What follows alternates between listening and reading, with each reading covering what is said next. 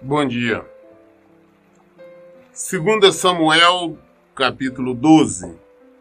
Segundo livro de Samuel, capítulo 12. Deus enviou seu mensageiro, Natã, para falar a Davi. Assim que chegou à presença de Davi, lhe propôs um dilema.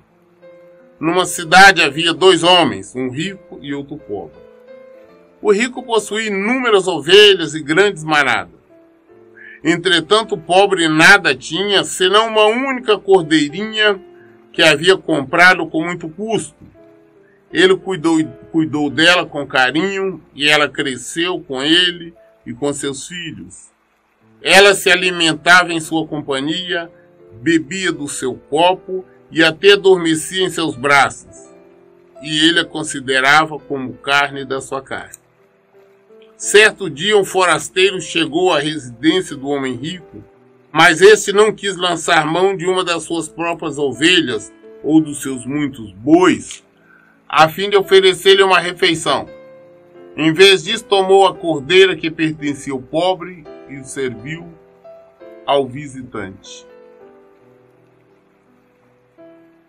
O profeta Natã, Deus o envia para falar com Davi, para repreender Davi. E ele chega e ele conta uma história para Davi. Olha, Davi, havia 2 homens, um rico e um pobre.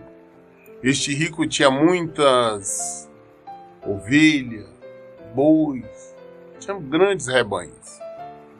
E o pobre não tinha nada, a não ser uma ovelhazinha que ele comprou com muito custo, muita dificuldade. Mas ele criava esta ovelha como se fosse uma pessoa. Criava essa ovelha dentro de casa. Ele alimentava, ele cuidava dessa ovelha. Ele limpava, e inclusive essa ovelha dormia dentro de casa. O carinho que ele tinha por ela. Mas um dia veio um visitante. A pessoa veio visitar o homem rico. E este homem rico, ele não quis matar uma ovelha dele, um boi, qualquer coisa, para fazer uma refeição para o visitante.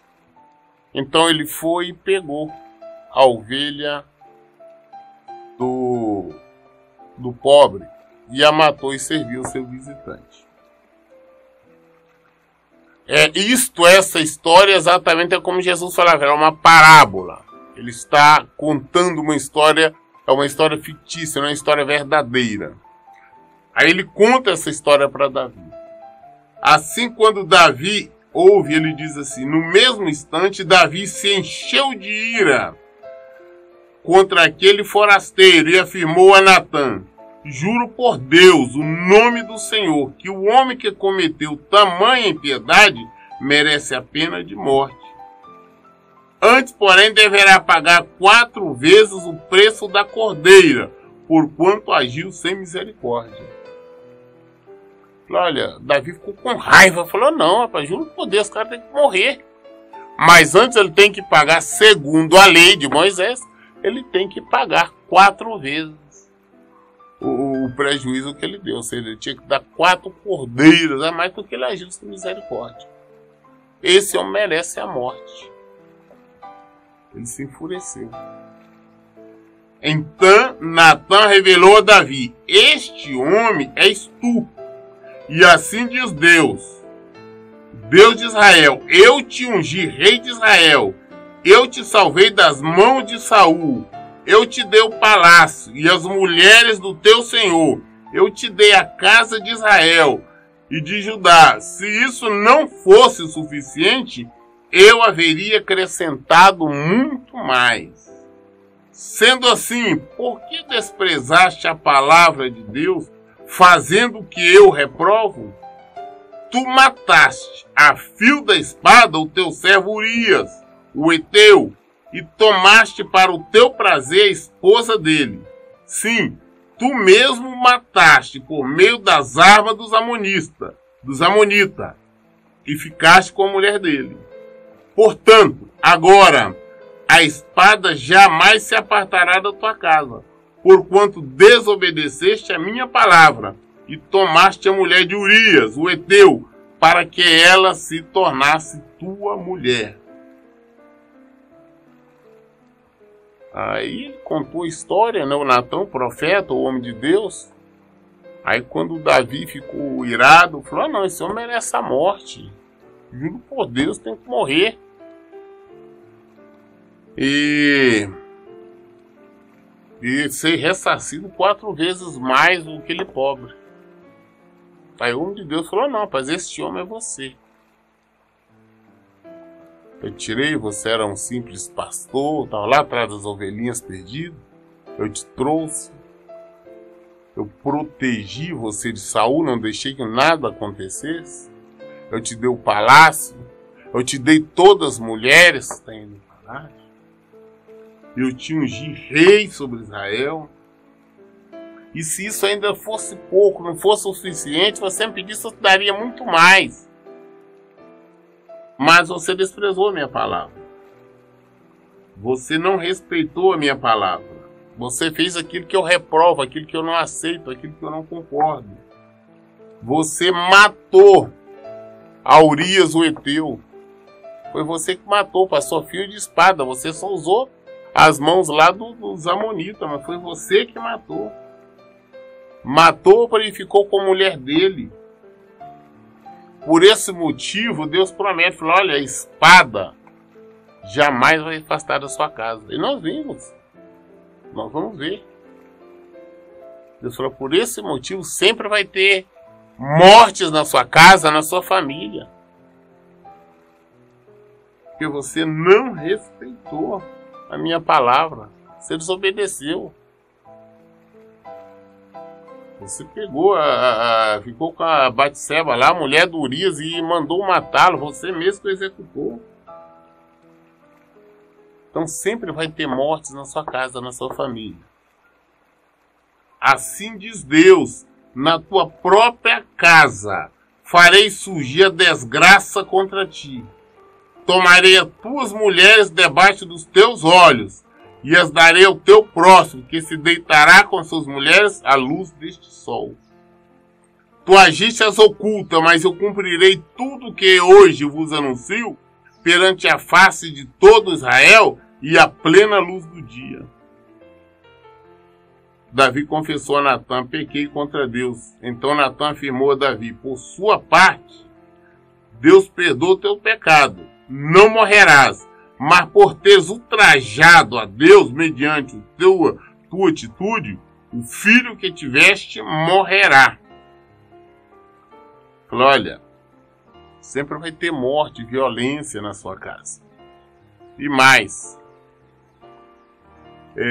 o que você fez escondido será feito com você às claras. Eu faço às claras, é isso que Deus está dizendo. As suas mulheres serão possuídas à luz do dia para todo mundo ver. Eu a darei a outro. E nós vamos ver isso. A espada não faltou. Nós vamos ver a história dos filhos dele se matando, se destruindo. Nós vamos ver quando o filho dele se rebela contra ele. Nós vamos ver quando o filho dele possui, em plena luz do dia, as mulheres, as concubinas dele para todo mundo ver. Nós vamos ver a morte desse filho. Ou seja, a rebelião, os filhos dele, a espada, a morte, nunca mais saiu da casa de Davi por causa da rebelião contra Deus. Ele se rebelou contra a palavra de Deus, foi fazer o que é errado. E aquele filho que a Batseba tinha engravidado, Deus já falou: você vai morrer. Nós vamos ver que logo em seguida essa criança vai morrer. Deus não permitiu que ela vivesse. O fato dele ter feito este erro, adulterado, que ele adulterou. Quando ele ficou com a Batseba, ela era casada com Urias. Urias estava vivo. Depois ele o mandou matar. Por esse motivo, a violência, durante todos os anos de vida dele, a violência teve na casa dele, com os filhos dele. As mulheres dele foi possuída a luz do dia de todo Israel. Nós vamos chegar lá. Aí ele falou, não, realmente eu pequei, reconheceu o erro. Natan falou, não, mas pô, tudo bem, Deus te perdoar, você não vai morrer por isso, mas em compensação você vai ver todos estes castigos acontecer. E Natan se despediu de Davi e foi para casa. Depois o Senhor feriu o menino que a mulher de Urias dera a Davi, e a criança adoeceu gravemente. Davi buscou a Deus em favor do seu filho, observou rigoroso jejum e, recolhendo-se, passou a noite toda prostrado no chão. Então os anciãos, oficiais de Davi no palácio, colocaram ao lado dele a fim de encorajá-lo a erguer-se do chão, mas ele não quis e também se recusou qualquer alimento. Então foi Deus que feriu a criança. O filho de Batseba foi o diabo, não quero que nós entendamos, porque as pessoas gostam muito de acreditar tudo ao diabo. Mas Deus falou que a criança não ia viver. Deus assim fez, já colocou uma enfermidade na criança. E esta criança enferma, Davi ajoelhou, foi orar, jejuou e ficou jogado no chão em jejum, sem alimentar, sem nada, clamando a Deus pelo filho. Mas nós também vamos ver que Deus não ouviu essa oração. Deus disse que ia matar a criança. Deus não atendeu essa oração. Às vezes nós erramos, desrespeitamos a Deus e queremos depois que Deus nos abençoe. Deus nos perdoa. Falou, olha, quando nós nos arrependemos, Deus falou, você está perdoado. E a palavra dele nos garante isso. Quando nós realmente nos arrependemos, na verdade, ele nos perdoa. Mas isso não quer dizer que ele tenha compromisso, que ele vai lhe dar alguma outra bênção. Ah, não, ele perdoou, agora ele vai me dar bênção. Não, ele te perdoou. Por isso você não vai morrer. Por este pecado, não, você foi perdoado. Você vai ter direito à salvação, você vai ter direito à vida. Ah, mas eu quero bênção agora. Não, você não vai ter. Por mais que implore, clame, jejue, faça qualquer coisa, não vai receber. Aconteceu.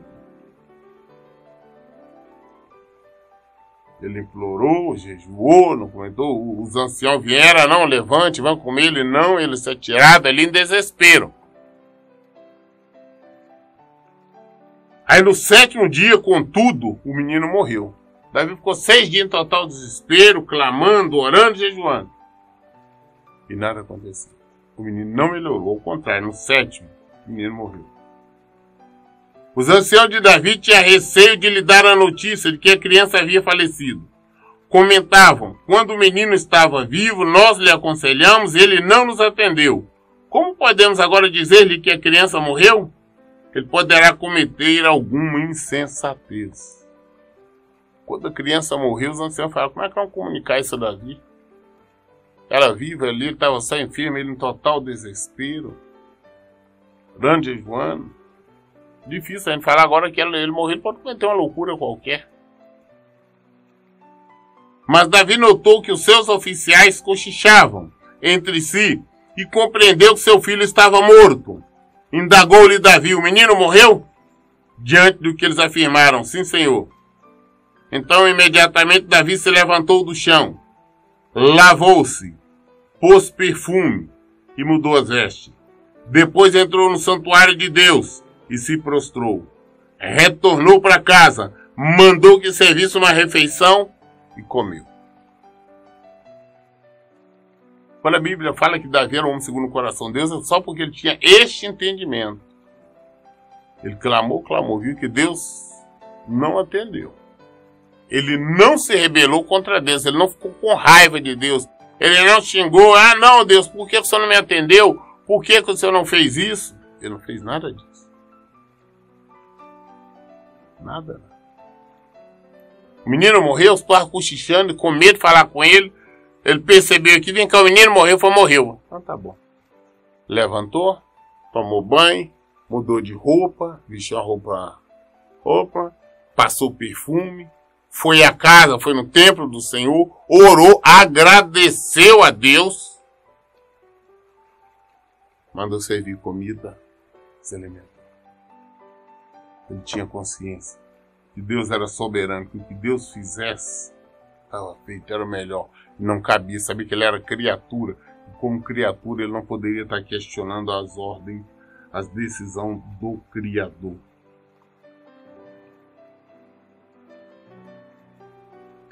Então viesse e seus anciãos conselheiros lhe perguntaram: por qual motivo ages desta maneira? Enquanto a criança estava viva, jejuaste e pranteaste, mas agora que o menino está morto, te ergueste com vitalidade e vieste a comer? Então ele respondeu: enquanto meu filho vivia, jejuei e muito lamentei, porquanto afirmava: quem sabe Deus venha se compadecer de mim e permitirá que a criança viva. Mas agora que o menino está morto, por que jejuarei?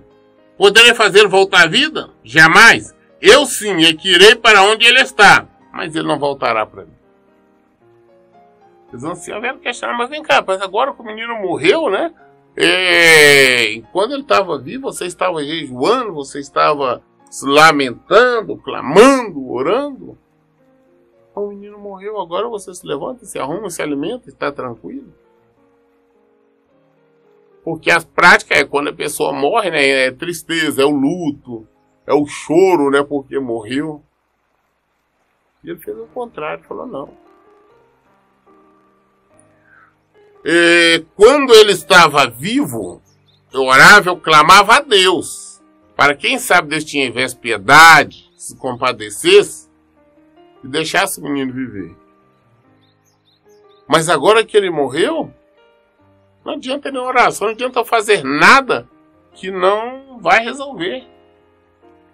Eu posso ir a ele, eu vou morrer, eu vou onde está, mas ele jamais voltará a mim. É mais ou menos isto. É o que nós vemos hoje as pessoas. Quando alguém morre, tem um chororô, tem uma tal de missa de 7º dia, de 14, 20, sei lá, 1 ano, 2 anos. Pra quê? Ah não, senhora, vamos orar para ele ir para um bom lugar. Não, não vai adiantar. Nós traçamos o nosso caminho aqui. Ou para a vida ou para a morte.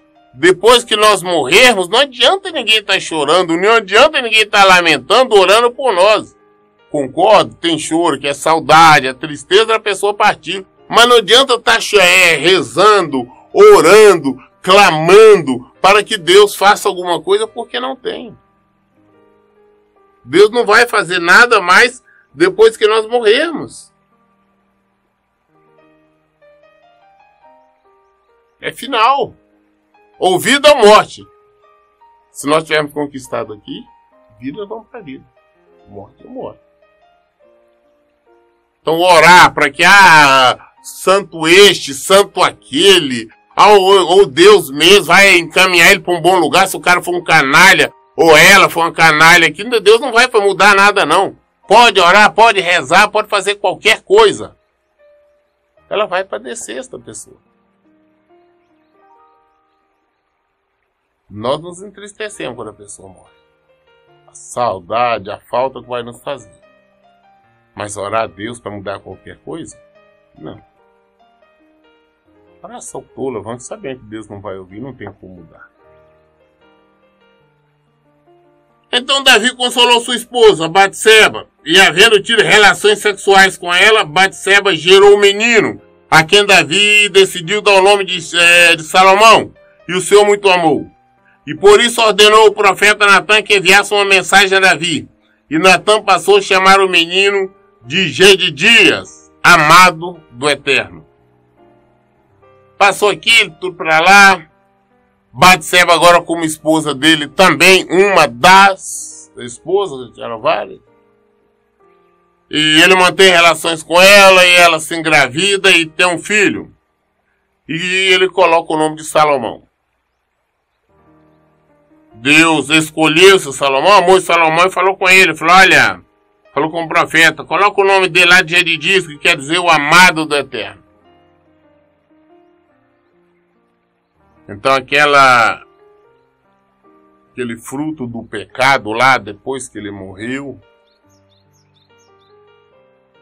que o marido dela morreu, ela realmente ficou com Davi e teve um filho, o Salomão. Entremente Joabe seguiu atacando Rabá, a capital da nação dos Amonitas, e conquistou a fortaleza real. Concluída essa ação militar, Joabe enviou homens de confiança com a missão de entregar a seguinte mensagem a Davi: guerreei contra Rabá e já tomei controle total de seus reservatórios de água. Agora, pois, convoca o restante das tropas, cerca a cidade e conquista a fim de que teu nome passe para a história e as honras da posse não sejam dadas à minha pessoa. Então Joabe, o general, continua na luta lá contra os amonitas e os vence, fecha, tapa as águas deles e tudo. Já estava fácil. Mandou um recado para Davi: não, vem para cá agora. Davi, que tinha ficado no palácio, não tinha saído das guerras. Falou: não, vem com a fortaleza e você já está cercado, acaba de cercar, ataca e vence para que todos fiquem sabendo que foi você que venceu. Senão as honras vai ser para mim, para o Joabe. O general, ele falou: não, ainda foi muito honesto com isso. Vem, assuma, para que todos possam honrar você, saber que a vitória foi sua. Então Davi reuniu todas as tropas e marchou para Rabá, lutou contra ele e a batalha final a conquistou. Em seguida tirou a coroa da cabeça de Moloque, rei dos filhos de Amon, e esta em ouro maciço pesava cerca de 35 quilos. Isto é, um talento, toda ornamentada com pedras preciosas. E ela foi colocada sobre a cabeça do rei Davi. Levou também Davi de Rabá grande quantidade de bens como espólio de guerra. Quando a população de Rabá, ele os trouxe e os pôs a trabalhar com serras, enxadas e machados de ferro e em forno de tijolo, e assim agiu para com todas as cidades dos filhos de Amon. Logo depois, Davi voltou com todas as suas tropas para Jerusalém.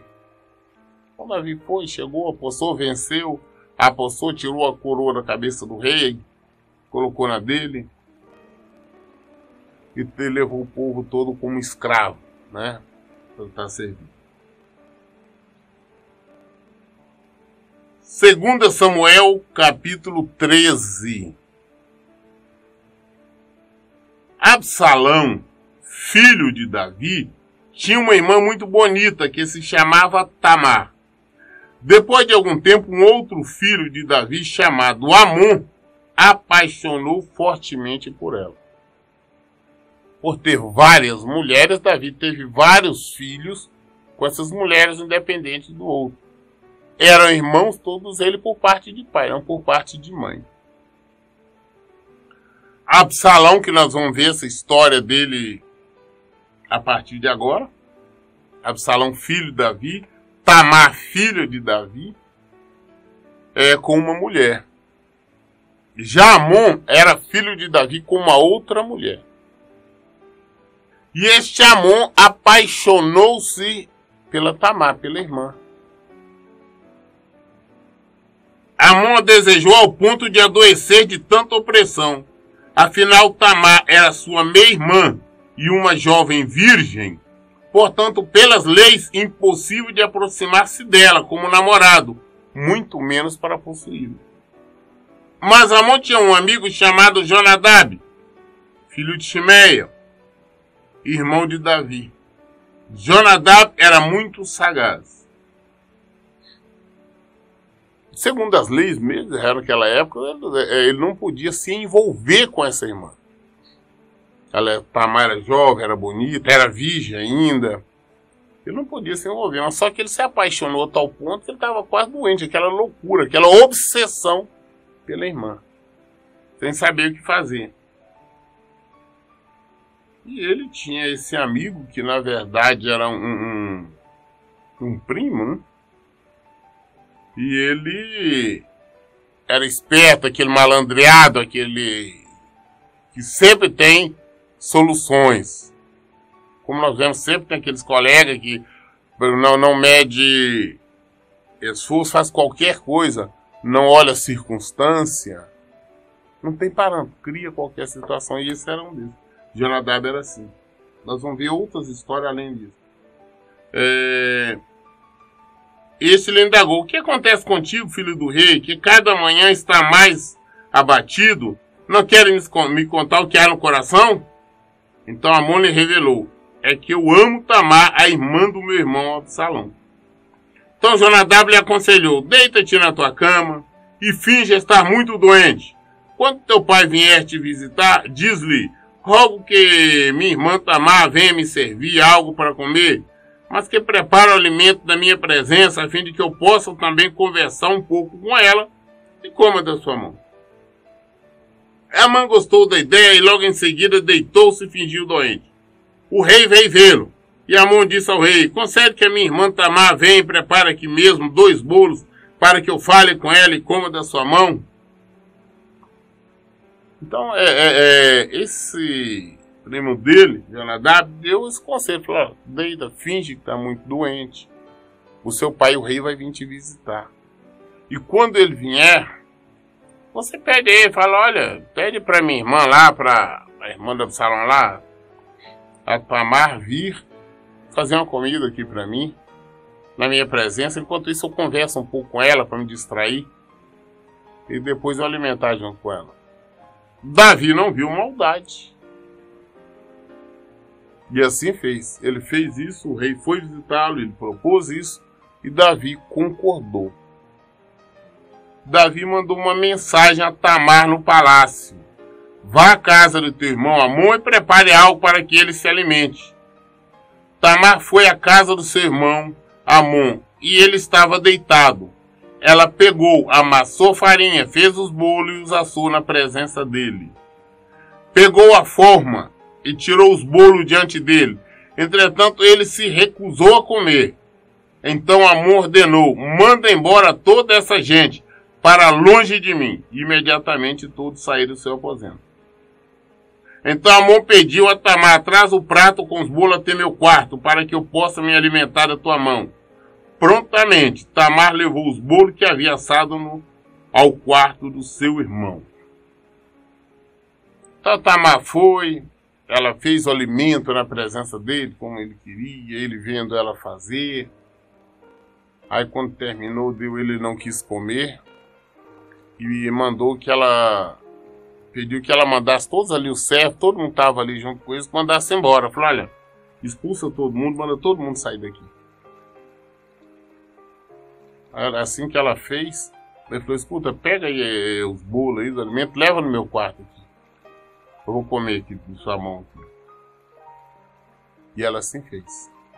Uma despedida de todos os outros, pegou a comida e levou ao quarto dele. Ela não percebeu a maldade. Todavia, quando ela se aproximou para começar a servir-lhe o alimento na boca, ele a agarrou e rogou-lhe: deita-te comigo, minha irmã. Diante do que ela reagiu, exclamando: não, meu irmão, não me forces, porque não se procede assim, Israel. Não cometas esta loucura e infâmia. Aonde iria esconder-me por causa de tamanha desonra? E tu serias como um infame, e cairia em desgraça perante todo o povo de Israel. No entanto, fala ao rei, e ele haverá de permitir que eu me case contigo. Mas Amon não quis lhe dar ouvidos, dominou-a e com violência forçou a ter relações sexuais com ele. Logo em seguida, entretanto, Amon sentiu uma forte rejeição por ela, muito mais intensa do que a paixão que alimentara em seu interior há tempos, e lhe ordenou: levanta-te e vai embora depressa. Contudo, ela lhe replicou: não, meu irmão, expulsar-me será ainda pior do que o mal que já me fizeste. Entretanto, novamente, ele não quis atendê-lo. Gritou pelo criado e ordenou-lhe: livra-me desta mulher. Ponha-na fora daqui imediatamente e tranque a porta. Prontamente o servo a pôs para fora e fechou a porta. Ela trajava uma túnica especial, longa e colorida, um tipo tradicional de roupa que as filhas dos reis costumavam usar desde a puberdade. Assim que Tamar saiu da casa de Amon, apanhou cinzas com o pó da terra e jogou sobre a cabeça, rasgou sua túnica que estava vestida e pôs a caminho com as mãos sobre a cabeça e chorando em desespero e alta voz.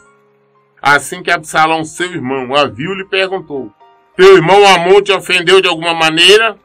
Olha, minha irmã, acalma-te, não lamentes desta maneira, afinal ele é teu irmão. Cala-te, não te angustie tanto assim. E Tamar, arrasada, ficou sozinha na casa do seu irmão Absalão. Logo que o rei Davi tomou conhecimento de toda essa história, ficou profundamente indignado. Todavia, não quis castigar o seu filho Amon, porquanto o amava muito, por ser seu primogênito. Quanto Absalão não falou mais com Amon, porque Absalão estava revoltado, e grande quantidade de ódio fermentava em seu coração contra ele, por causa da violência covarde e humilhante que fizera contra sua irmã Tamar. Nós observamos então que quando a Tamar leva o alimento lá no quarto, ele a convida para deitar com ele, ela se recusa, fala: não faça isso. Faça isso não, e ele naquela insistência, tentando agarrar, fala: não faz isso não, aqui em Israel, sabe que não se pode fazer isso, é errado, é pecado, senão eu vou cair em desgraça, você também, não faça isso. Fala com o rei, pede o rei, quem sabe o rei concorde que nós nos casemos, quem sabe. Mas ele não quis saber, ele simplesmente agarrou ele e a violentou. Ele estuprou. Essa aqui é a realidade. Ele a violentou. E depois, então, que terminou, ele já sentiu uma espécie de nojo dela. E mandou que o servo a expulsasse. Mandou ela embora: não, sai daqui, vai embora. Ela falou: não, não faça isso, rapaz. Já foi desprezível o mal que você me fez, agora me expulsa? Qual a vergonha? Ele falou: não, não, expulsa. Chamou o servo, mandou expulsar, falou: joga lá fora, tranca a porta para ela não voltar. Ela saiu, envergonhada, simbolizando a tristeza, colocou cinza sobre a sua cabeça. Aquelas vestes bonitas dela, ela rasgou aquela veste e foi chorando até em casa. Chegando, seu irmão Absalão pergunta: Amon, seu irmão, fez alguma coisa errada? Ela contando, ela confirmando, ela falou: tudo bem, não fala nada, é seu irmão, se aquieta, não chora, não lamenta, e fica quieto. Porque ele já tinha planejado o que ele ia fazer. Ele foi cheio de ira, ele não ia perdoar. Davi ficou sabendo, ficou triste, ficou irado, mas ele não puniu seu filho. Ele não puniu. Ele nada fez. E nós vamos ver o resultado disso. Davi, como pai, foi um péssimo pai. Não educou seus filhos. Por isso teve violência.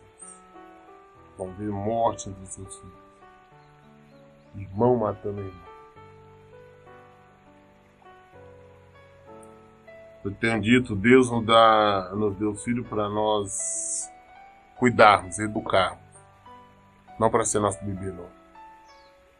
Nós temos que educar o nosso filho. Senão nós vamos prestar. Nós lemos hoje em 2 Samuel, capítulo 13, até o versículo 23. Amanhã, querendo Deus, daremos continuidade. Todas as respostas estão na Bíblia. Por isso eu sempre digo: leiam e pratiquem a Bíblia. Que Deus abençoe. Tenham um bom dia.